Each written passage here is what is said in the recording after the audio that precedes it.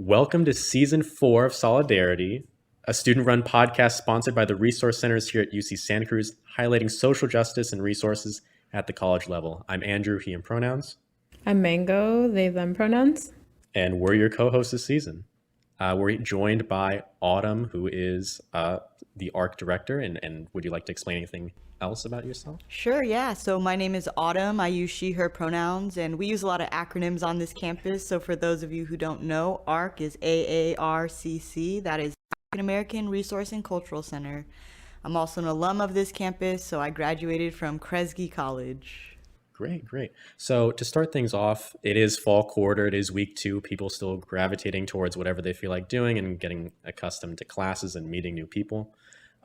And with so many freshmen coming onto campus, more than perhaps ever before, we want to talk a little bit about Black activism and its history here at the university, especially since so many people who come in, transfers or freshmen, might not necessarily be aware of some of the critical facts about this university, that Huey P. Newton, the co-founder of the Black Panthers, attended this very university, and things like that, really.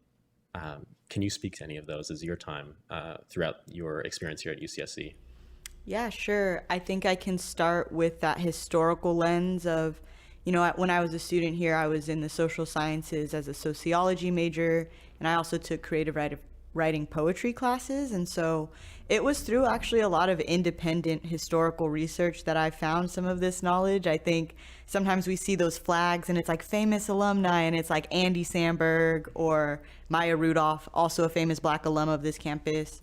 But it wasn't until I kept putting the puzzle pieces together that I could identify that I think something special was going on at this campus in the 60s in relation to Black Power. And so Oakland, California was a hub for the Black Panthers, and it's about an hour and a half away. Probably in the 60s, it was probably like 2 hours away driving. And I was really able to understand my role as a student and the impact of the environment on my social justice lens, through understanding that a lot of the Black Panthers also developed their radical ideology in this magical forest space. So I think that was a really interesting kind of snap of the mind for me to realize, like, this place is really special, and I think it's a place where we could foster radical ideas. Then when I found out Bell Hooks spent time here, Angela Davis, Professor Gina Dent, Bettina Apteker, like some really foundational, and Bettina is an accomplice, an ally in the struggle. She's a white American, but she's closely aligned through feminist ideologies with a lot of Black feminist movements. But when I was able to identify those other Black thought leaders having developed some of their crucial research here, I really started to explore and interrogate, why is it that this space allows for those conversations? So I'm still learning. I'm also researching right now the fact that Ida B. Wells came to Santa Cruz in the 1870s, I think, maybe closer to the 1880s. And there's not that much historical research on it, but once again, a really strong Black leader in the past that came to this place. So I think I could start by saying that. And with all, your breadth of knowledge in terms of Black activism here at the university, was all that sort of just what you learned by your time as a student here, or did you have to do some research or some extra finding on your own? Yeah, I think both and. So part of it was, when I was a student here, I was a student leader.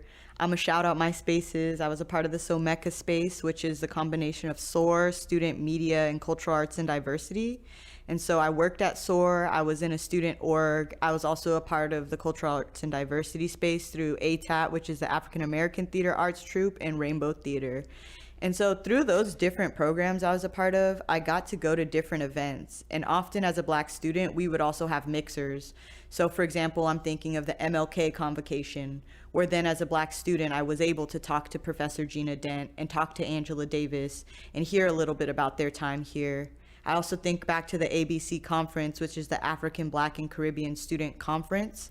When it was held at UC Santa Cruz, we actually had one of Malcolm X's daughters on a panel. We also had Bobby Seale was on a panel. And so also hearing Bobby Seale was also a part of the Black Panther Party of Oakland.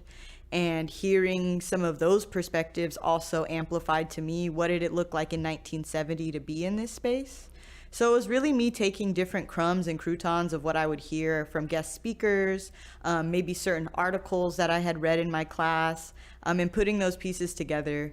UCSC, it's a unique campus. It's not a UCLA or a Berkeley. And so when someone mentions UC Santa Cruz, typically I feel like your ears kind of perk up because you're like, oh, it's an interesting place. I went there. What about it?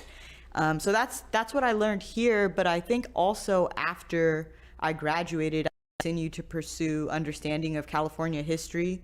I previously served at San Francisco State, which was the home of the first College of Ethnic Studies, and that actually emerged due to the Black Student Union Third World Liberation Front strike of 1968. So that was also around the same time, and so I was able to learn also like, wow, this is happening right in the backyard of where I'm working. So let me actually look about what was maybe going on 180 miles down the road in Santa Cruz. So that also opened the door to me to start really looking at to local history from a Black history lens. I also took courses here when I was a student. I took a Black women in history class, and it wasn't taught by a Black person. And so those experiences also pushed me to feel it's my duty, if I want to learn about the history of Black folks, to be a Black person who investigates and draws from my own lens. So I think after I graduated, being able to just leisurely look at historical documents is way different than being in the McHenry Library at 1 a.m. trying to do a 20-page paper. So I think it was a different form of learning because it was more like a leisurely exploration of this.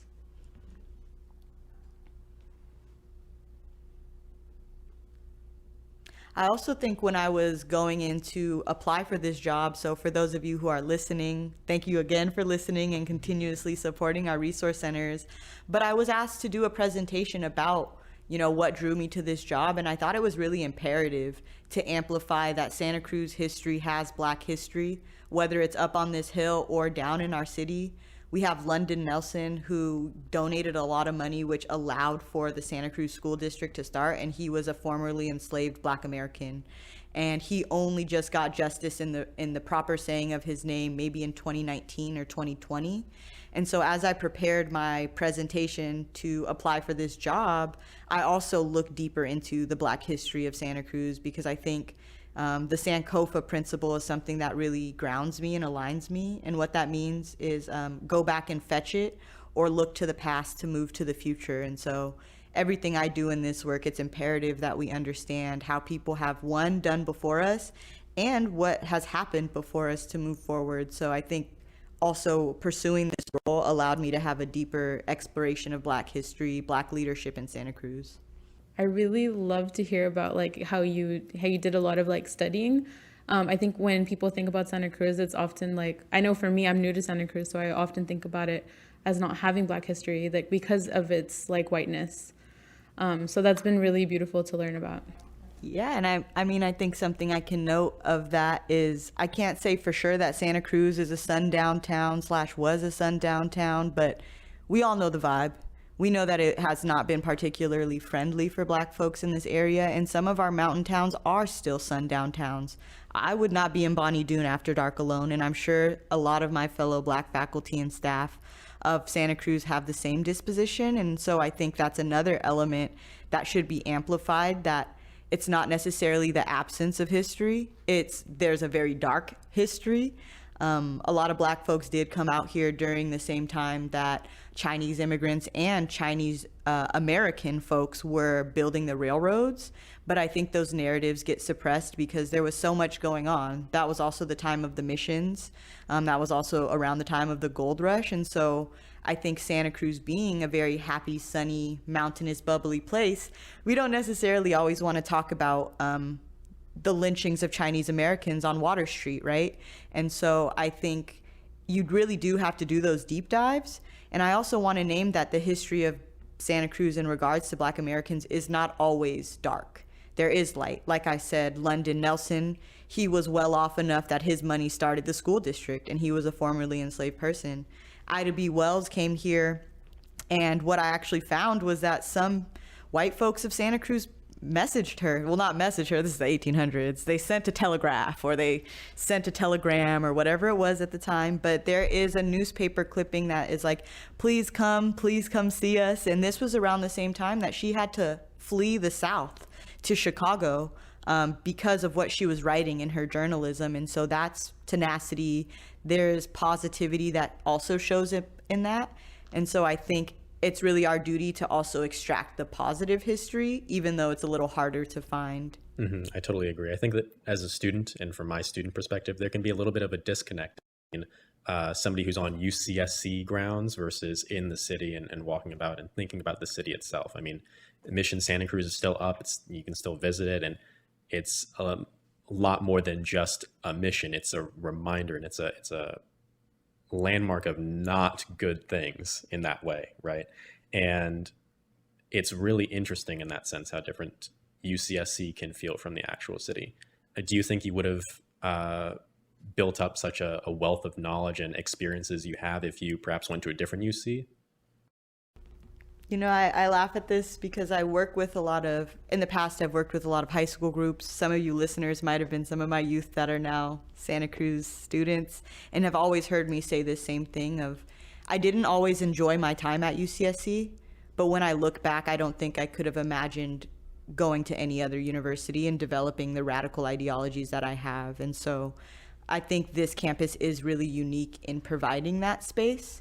And I'm not sure that I would have developed in the same way had I gone to a Humboldt State, or those were some of the other schools I was hoping to go to, kind of that same forest vibe, a Humboldt State, a San Francisco State.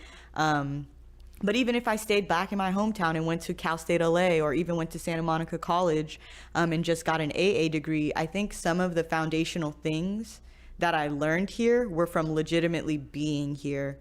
And also recognizing the history of solidarity of this campus. I think we often think of history as 50 plus years ago, but 1970 was 50 years ago. And so putting into perspective that things that happened in the 1990s are also history for us.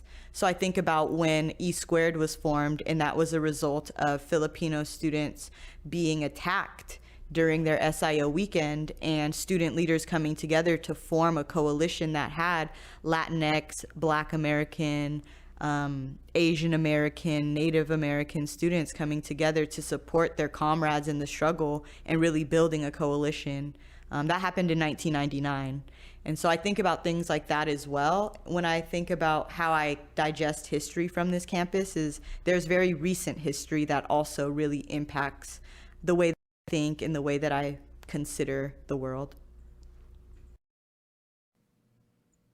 I wish that history books in high schools and in elementary school were updated a lot more frequently than they probably are, because there's so much that can happen even just over a year, never mind 5, 10, 15, 20. UCSC is really one of the younger UC schools here in California in comparison to maybe LA or Berkeley, and considering how much has happened in such a short time. I mean, what are your thoughts on that, and how that can really expand as UCSC gets into maybe a few more years in the future? Yeah, so I think about how you said we're one of the younger campuses, and I like to give this interesting fact to folks. You could notice we don't have a centralized location on campus, and that's directly a result from fear from administration and the UC system at large to have a large gathering space, because the Third World Liberation Front strike, BSU strike at San Francisco State, literally had folks coming off of 19th Avenue and filling the campus with thousands of people. And so when they built this campus, they were like, we don't want that. Let's not have a central location. The most central location is Quarry Plaza, and that probably at most will fit, squeezed like sardines, 1,500 people.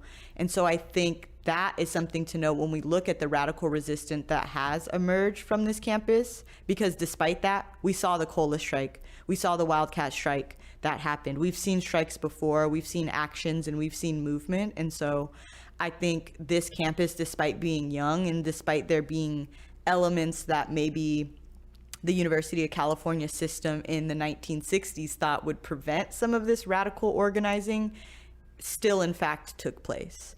So I think even though it's like one of the baby siblings of the UC system, I really think once again the environment, the isolatedness, the trees, the deer and the turkey really allow our students to think outside the box. Even thinking about when I was in a class as a student, I'm born and raised in LA. And so this environment is very different. And so remembering my first year walking to class and just looking out the window, and it's surrounded by trees.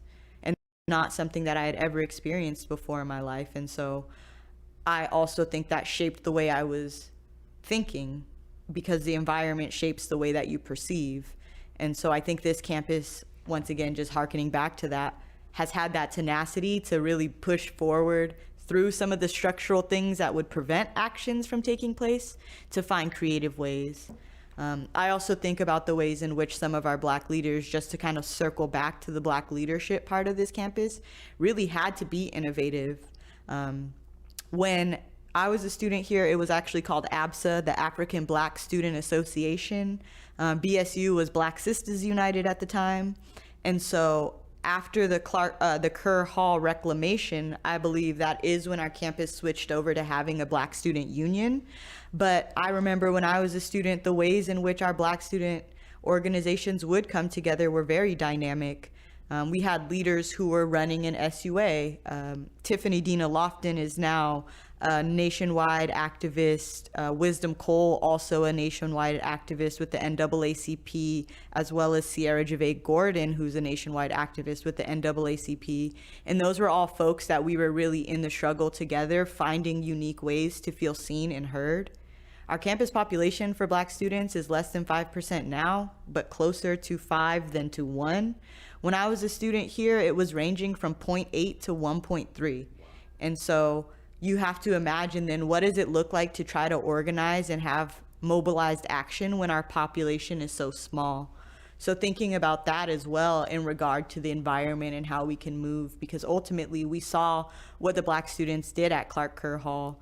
That reclamation, those demands still haven't been met, and they will not be swept under the rug even to this day. But we have to really acknowledge that small but mighty really showed up in that moment.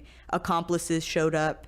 An accomplice is somebody who's willing to be in the trenches with you. So not just an ally screaming from the bridge, I got your back, but the person who'll jump into the water with you and really swim you to shore. And we saw that. And so I think that's also something to note about our Black history around activism on this campus.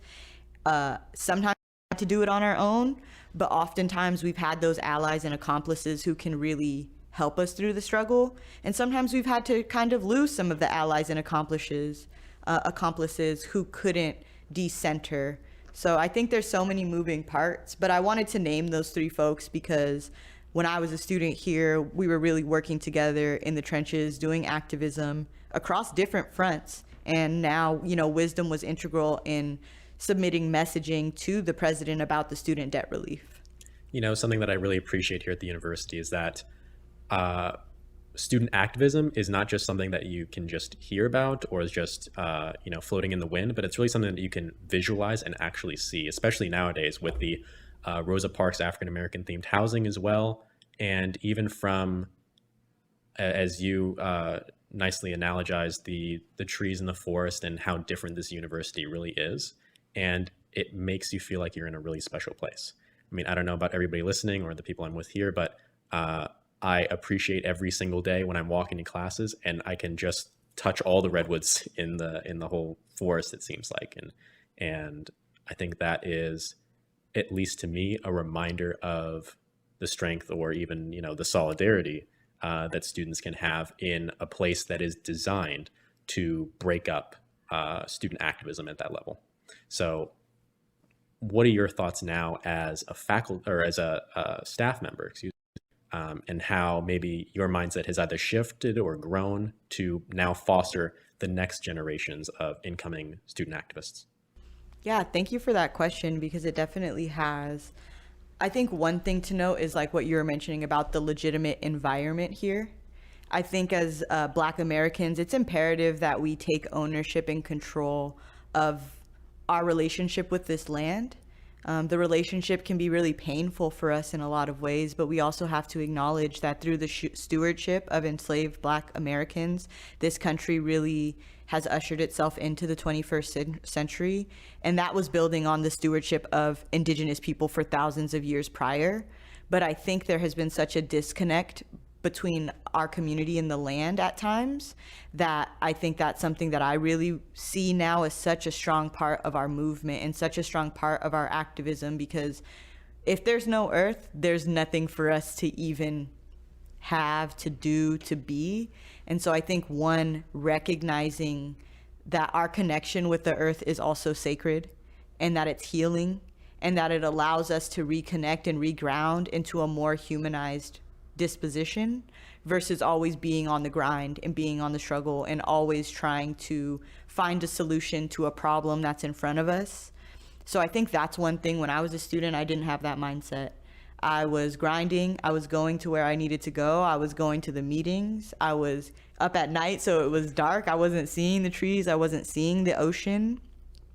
And now I think, having graduated from the university, gone to graduate school, worked in a non-higher ed environment, and then returned to higher ed, and then now returned to this university, I'm able to really see how important it is to be connected with the area that you're in, to be present, physically present, but also like mentally present and present with the environment that you're in. And so I think for student activism of today, being able to interweave like hikes, or putting your feet in the ocean, or touching a tree, while also talking about how are we gonna, make sure that the university is accountable for providing us a space that there's no space for us.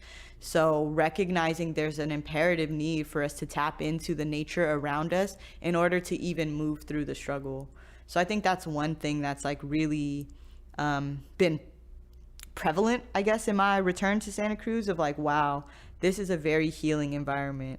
I was even last night like going through my phone pictures, and I looked at this picture and I was like, dang, that's literally at my job. Like, wow, it looks like something I would go on to like TikTok and type like tranquil hiking, or I don't know, I don't really use TikTok, or Instagram, Google like sightseeing. And I was like, wow, this is literally my job.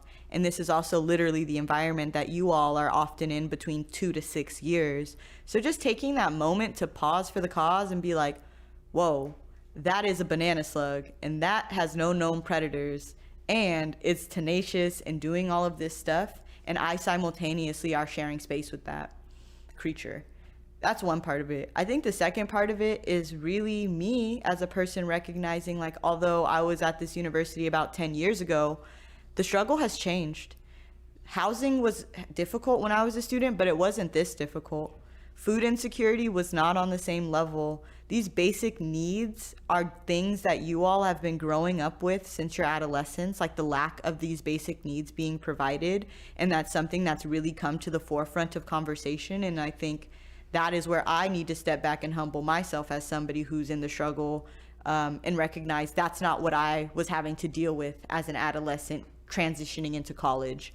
I was dealing with lack of sense of belonging, some of the other things that you all are also possibly dealing with.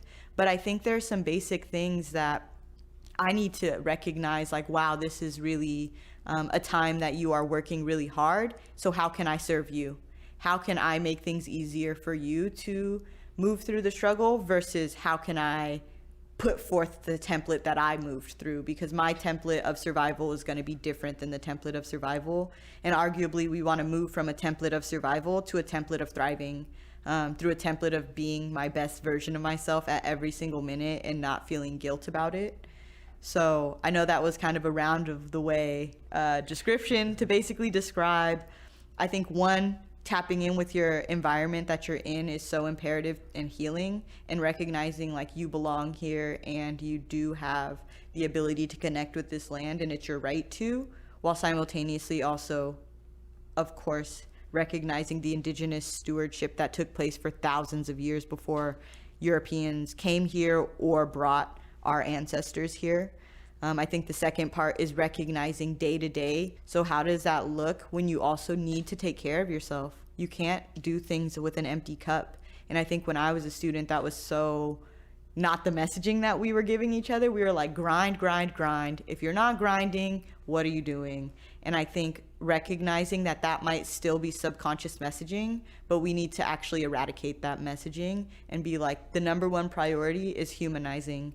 We need to humanize each other, we need to humanize ourselves, and then we can move forward into the struggle, because this white supremacist ideology is really tearing us apart.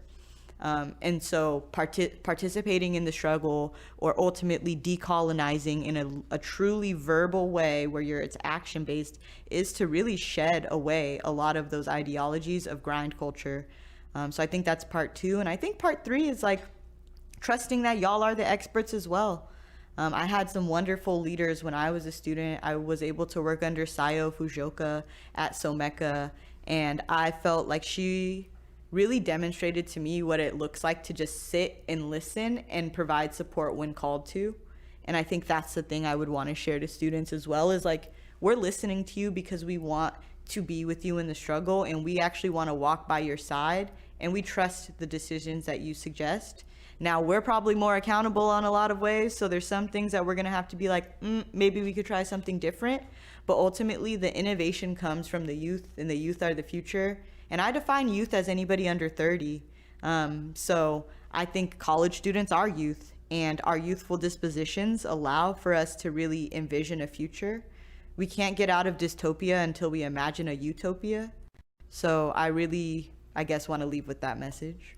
And Mango and I have talked about this in the past, especially. I think perhaps one of the problems with the outside perception of something like activism on the student or college level more generally, it is considered to be something like it's just 24/7, all day, go get it. And we don't really think about people's lives beyond what they're doing in terms of that passionate activism, right? So how do you, as somebody who's still in this struggle of today, still finding time to be yourself and still find time to just have fun and enjoy life more generally, especially as director of the ARC? Yeah, so I think all of us have moved through and are continuing to move through this pandemic. But speaking for myself, I think it really radically shifted my perspective of what does it look like to wake up every single day and to be to have gratitude to be alive. And what really came to me was that means being authentic. That means being truthful in saying, while I have this job, I love my job, I'm so passionate about this job is not me, right? My name is Autumn. I wake up every day and I'm me. And so I think in activism spaces, it's really important to see that too, that you wake up every day and you're yourself first before you're an activist. And I really think coming through the pandemic has allowed for that perspective to come forward for a lot of people in many different realms of their lives. And I share often when things get really tense, like when I'm organizing a program or trying to get something done. Messaging I've used for a couple years with students that I work with is, remember that we're not surgeons, and if the scalpel slips, no one's gonna die.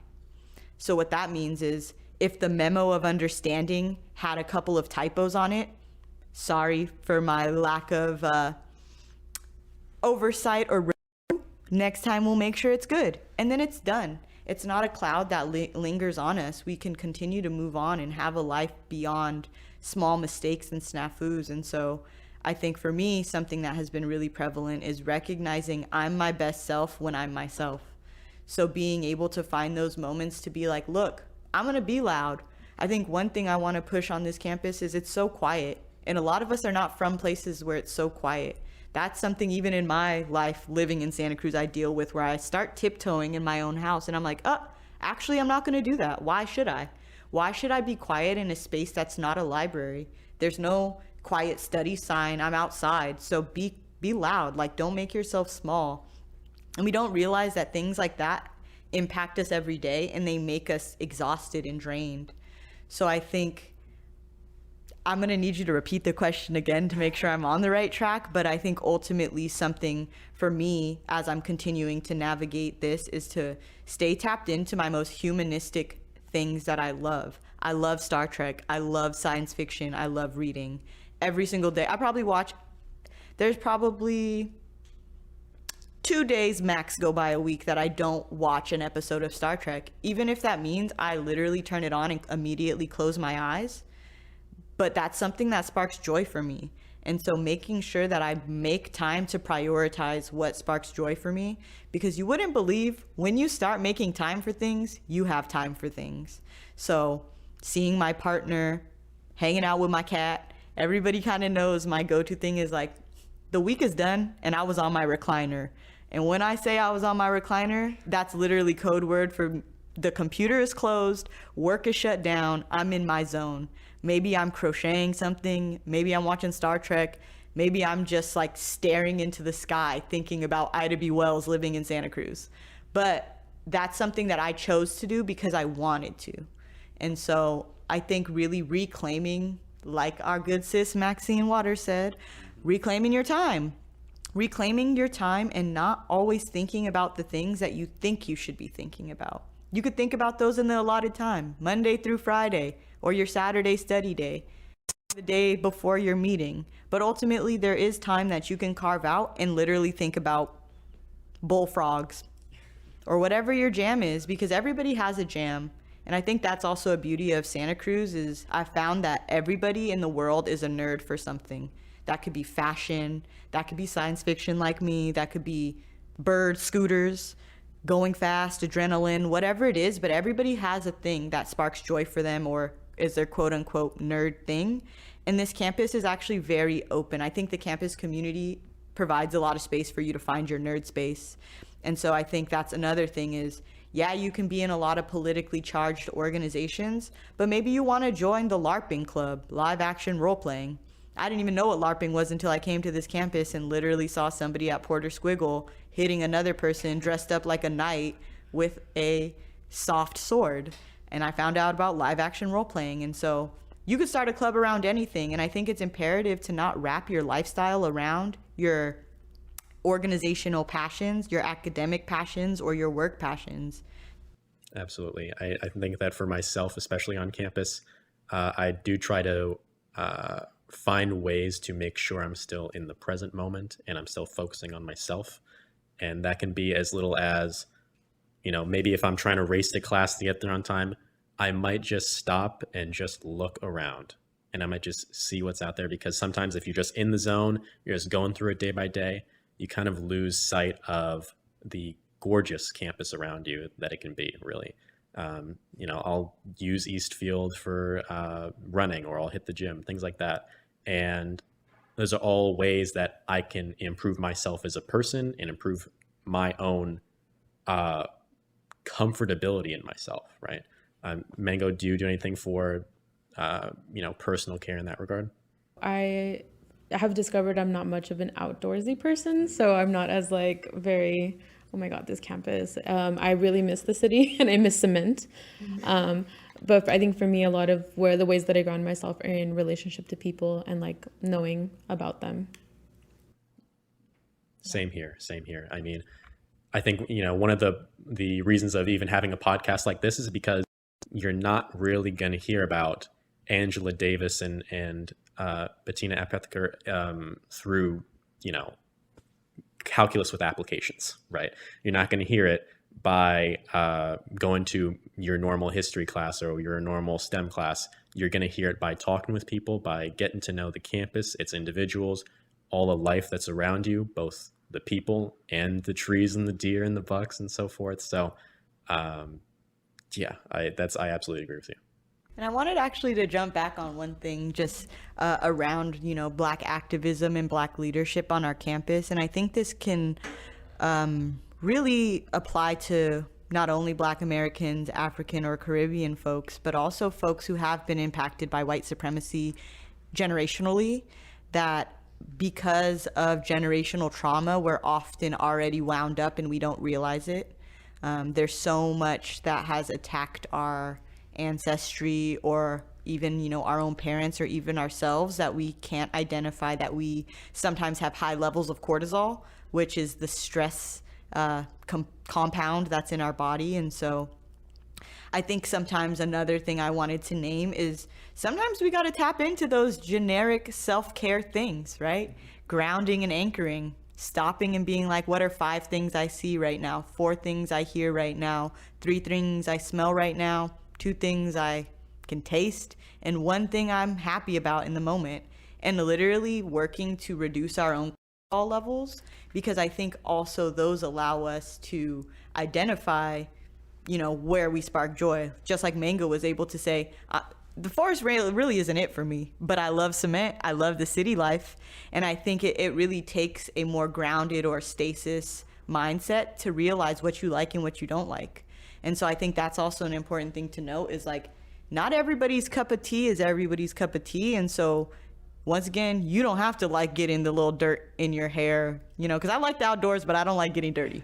But that's another thing to note, that there is still ways for you to connect. Like Mango mentioned, they derive community through interpersonal connections. And so finding your own ways to reduce your cortisol to then be able to have a more open perspective of what's going on. I think we all live in a fearful state just because of the world that we live in, and it doesn't have to be like that. I think it can really be, you know, you can be aware, but I think we can take time to reduce that cortisol and reduce that fear, to tap in and say, you know, for someone like Mango, they're trying to get to San Jose stat, but maybe Andrew's sitting here and he's like, you know what, I'm gonna walk to Pogonip. So it's being able to also identify those things, and then recognizing the barriers to identification are not self-caused. They're actually generationally caused, often by anti-Blackness in our case, white supremacy in many folks' cases, and ultimately just a colonial disposition that's been put on human beings for 500 years. Mm-hmm.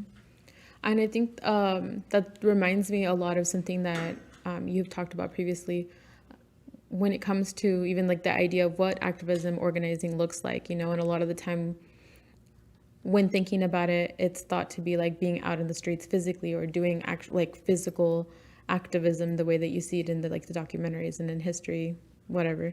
But you said it's the concept of existence is resistance, right? And like even being here is a form of doing that work of being a student when it wasn't set up to be that way. There's lots of obstacles to prevent that from happening. You know, the movement needs people to give other people hugs. The movement needs people to lick envelopes. The movement needs so many different things that, like what Mango said, it's not always about being out in the street. It's really showing up in the best way that you can and offering your support and help when you can. And also acknowledging, like, I can't fill a cup in an empty cup. And so that's another part too, is that it doesn't always look like the traditional, like Mango said, you know, picketing in the streets. It could literally be the person who gives somebody a hug after a difficult conversation with a peer. That's a form of resistance and activism and support. So I thank you for naming that, because that's what like kind of rebounded when you said that. And, you know, we've talked so much about Black activism up to this point and currently. What are your goals, or what do you envision the state of, you know, the struggle and of Black activists here at UCSC will be like maybe 5 to 10 years down the road? Hopefully there won't be a struggle, but I think that is that's imagining utopia. Like I said a little earlier, we cannot get out of a dystopia until we can imagine a utopia, because then what are we moving towards? And so to imagine a utopia is literally the best case scenario, not the compromise, not the I guess, but is like, what is ideal? What is it gonna look like? So for me, 5 years, I would like Black students to not be disproportionately affected by housing insecurity. I would like Black students to be able to be on this campus and just be themselves, to laugh, to not have to code switch, to see each other and acknowledge each other when we see each other on campus, to be able to say, I see you, to not be like giving it like, what is she looking at? What are they looking at? Like, to see each other as people with shared history. Although not all of our history is exactly shared, there are shared elements of our history. But I think, yeah, ideally for me is for our community to not be disproportionately impacted by a lot of these systematic and systemic issues. And so that means, when I say both of those, it means deep and pervasive, as well as hitting every element or every rung of a system. And so I think that's the base level for me, is that we will not be systematically impacted disproportionately by some of these things. Then the second tier on top of that is joy, for our stories to be based on, you know, I've been saying lately, I'm not necessarily shooting for Black excellence, I'm shooting for Black average, because just pursuing your education is an excellent thing. So for you to just be here willing to learn is excellent to me. And so for that narrative to also kind of shift for our students to not necessarily feel that you have to be in 5 clubs with a 4.5 GPA, getting ready to go to grad school for your story to be valid and matter. I want to hear students feeling seen who are like, I just pulled up, did 2 classes, and then I finished because I transferred here. And that's an excellent story to me. And I think the third thing that I want to add is the ability for us to have authentic solidarity moments with our other folks who are disproportionately impacted by white supremacy. Our community also can heal with other communities. There are communities of color that have harmed our community and continue to harm our community. And I think in an ideal world, we can work through those things. But I think ultimately there's a lot of unpacking that has to be done there. And so I think that's tier 3 for me, is to have genuine modes of solidarity where we can identify that our other communities that are impacted by white supremacy are not also trying to impact us with tools of white supremacy. And that's a lot of work that has to be done. But like I said, if I'm imagining utopia in 5 years, that's what's going on. And I think also just a genuine understanding and not tokenization of our student experience. Blackness is so vast.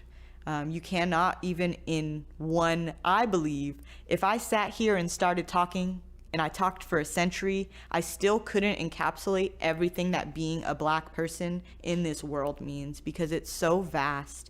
And so ultimately, I think that having those basic needs and not being disproportionately affected, one, being able to show up as authentically as possible, and that being accepted, that being seen as professional, that being seen as academically inclined, not being seen as, oh, I guess we'll accept that. Like, no, legitimately being accepted. I was talking to Andrew off mic earlier about being a linguistics major. And so I think a lot about the ways in which our vernacular, Ebonics, or African American Vernacular English, AAVE, is a linguistically sound language. So why is it the case that I couldn't write an MLA formatted paper using the vernacular and dialect that has been developed in this country, and it's seen as a serious piece of academic literature? So that's part of my utopia too. Why can't we show up in the ways that we want to? And then part 3, like I said, genuine solidarity. So 5 years, 5 months, 5 days, 5 minutes, that's something we can work on every single moment if we really start humanizing each other, 1, and 2, trying to really understand the way that history has disproportionately impacted our community and continues to, and 3, giving space for that joy, because, you know, a joyful noise can disrupt the steel silence that, you know, darkness can make. So I think those are my utopian views for 5 years for our Black students on this campus. I think that that translates a lot to the work that I see coming out of ARC, with Black Academy, you know, like knowing that the like UCSC doesn't have the means of receiving new incoming Black students well, but creating that space for that to happen within like ARC. So that's really beautiful, like hearing your visions of utopia and seeing the ways that ARC is doing the work to create that. Thank you. And I have to shout out my predecessor, Shantae Thomas. She was a previous director of the African American Resource and Cultural Center from 2013 to 2019.